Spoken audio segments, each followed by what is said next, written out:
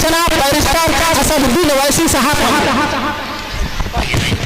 आइए हमारे बीच हम सबके हरदिल अजीज लोकप्रिय और चहेते नेता और विधानसभा के भावी प्रत्याशी जनाब मुर्शिद आलम साहब जिंदाबाद जिंदाबाद को आवाज देते हैं। वो माइक पर आए और हम सामईन को अपनी बातों से तस्कीन बख्शें। जनाब मुर्शिद आलम साहब।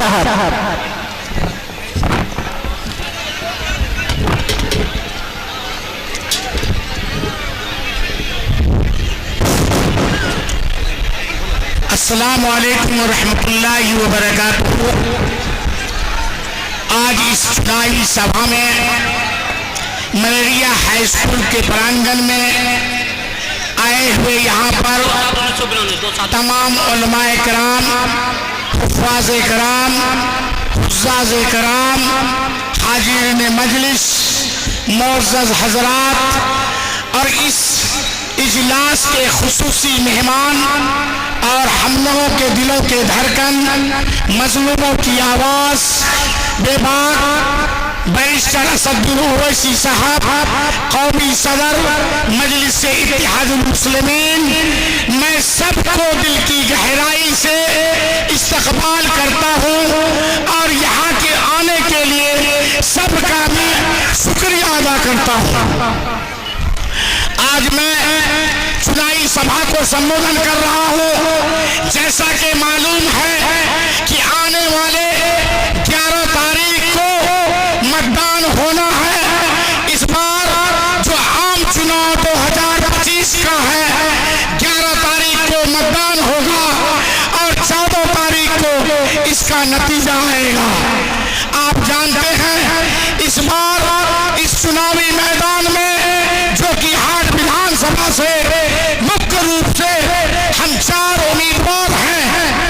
आप लोगों से मैं कहना चाहता हूँ, एक उम्मीदवार मंजर आलम है जो यहाँ के एक्स मंत्री हैं और वो जेडीयू के उम्मीदवार हैं। आप जानते हैं कि जेडीयू नीतीश कुमार के पार्टी का वो उम्मीदवार है, वो वही जेडीयू से आया है जिसने आज से लगभग 5 साल पहले से यह अहद लिया हुआ है कि हम सभी सेकुलर आदमियों को, पार्टियों को, मुसलमानों को परेशान करेंगे।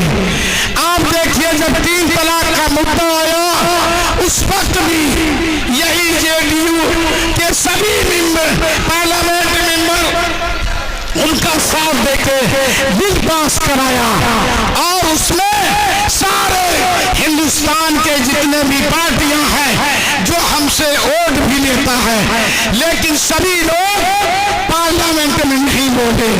सिर्फ एक बैरिस्टर असदुद्दीन ओवैसी साहब पूरे कौम और मिल्लत का फिक्र लेकर कहीं न कहीं इस बात को पार्लियामेंट में उठाया। इसके बाद कहीं न कहीं फिर CAA NRC का मुद्दा आया। कहीं न कहीं उनका मंशा था कि पूरे हिंदुस्तान के मुसलमानों को कहीं न कहीं जो उनकी शहरियत है उनसे खारिज करना। सभी पार्टियों के जो नुमाइंदा पार्लियामेंट में था, किसी ने ये जरूरत नहीं हुई कि उनके खिलाफ आवाज उठाए। उनमें से भी सिर्फ एक बैरिस्टर असदुद्दीन ओवैसी साहब पूरे फिक्र के साथ इस बात को पार्लियामेंट में उठाया कि ये हम हिंदुस्तानी हैं, मेरी शहरियत बरकरार रहनी चाहिए। सभी पार्टी तमस्कीन बन करके वो देखती रही, लेकिन आप से हम आग्रह करेंगे कि आप साहिबाग के लोगों को हिम्मत को अफजाई करिए और दाद दीजिए। उन्होंने मुसलसल 8 महीने एक जगह बैठ करके पूरी मुखालफत की और सरकार को झुकना पड़ा। उसमें सबसे पहले यही बैरिस्टर असदुद्दीन ओवैसी साहब सुप्रीम कोर्ट में अपील दायर किए और सरकार को झुकना पड़ा। वो आवाज कौन था? वो बैरिस्टर असदुद्दीन ओवैसी साहब थे। उसके बाद आप देख लीजिए ये वक्त आया। ये वक्त क्या है? कहीं न कहीं मेरे जज्बात है। वक्त में जितनी मुजादात है वो हमारे आबो अजदाद इंसान समाज के लिए दिया था, दिया था। उनको भी यही सरकार हड़पने की कोशिश की। उसका भी फिक्र लेकर के यही बैरिस्टर असदुद्दीन ओवैसी साहब पूरे पार्लियामेंट में 3 दिन तक बात करते रहे। बात करते रहे। उसके बाद कोई किसी पार्टी में यह जरूरत नहीं हुई कि उसके खिलाफ बोले। लेकिन हमारे बैरिस्टर साहब पूरे काम और मिल्लत का फिक्र लेकर के उस अंतिम दिन जब बिल को पारित किया जा रहा था, यही वो शख्स है कि जो बोल रहे थे और उस बिल को पारित करा दिया गया। उस दिन बैरिस्टर साहब उस कुर्सी में 1 बजे रात को रो करके निकले। उसके बाद सुप्रीम कोर्ट में सबसे पहला अपीलदार हमारे मजलिस इत्तेहादुल मुस्लिमीन के कौमी सदर बैरिस्टर असदुद्दीन ओवैसी साहब किए। ये वक्त क्या है?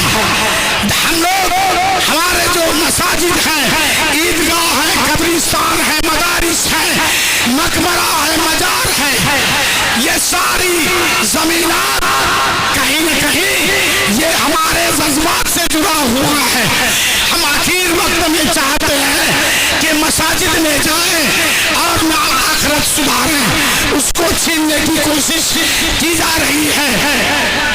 ये मौजूदा सरकार जिसका कंधे आप देखते हैं जो मंजर आलम है, सभी मामले में हिजाब से नकाब तक हमारे बैरिस्टर साहब बोलते हैं।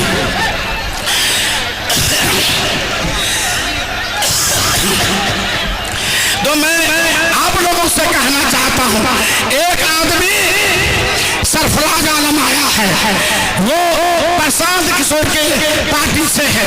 उसका नाम जानते हैं, प्रशांत किशोर पांडे है। वो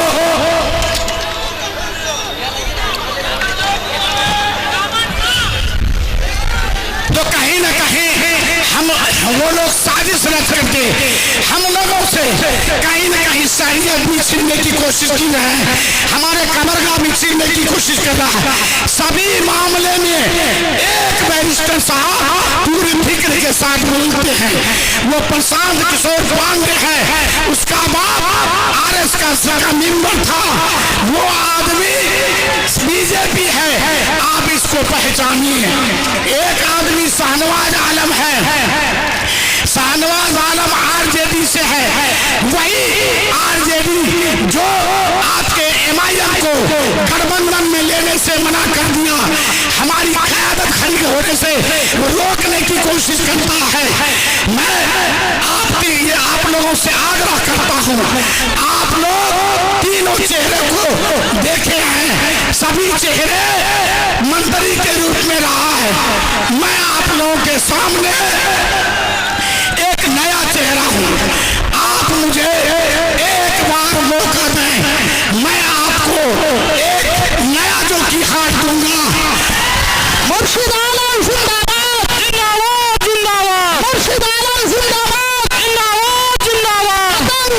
जिंदाबाद, जिंदाबाद, जिंदाबाद। असद ओवैसी जिंदाबाद, जिंदाबाद, जिंदाबाद। असद ओवैसी जिंदाबाद, जिंदाबाद, जिंदाबाद। जनता जनार्दन जिंदाबाद, जिंदाबाद, जिंदाबाद। होगी विधानसभा जिंदाबाद, जिंदाबाद, जिंदाबाद।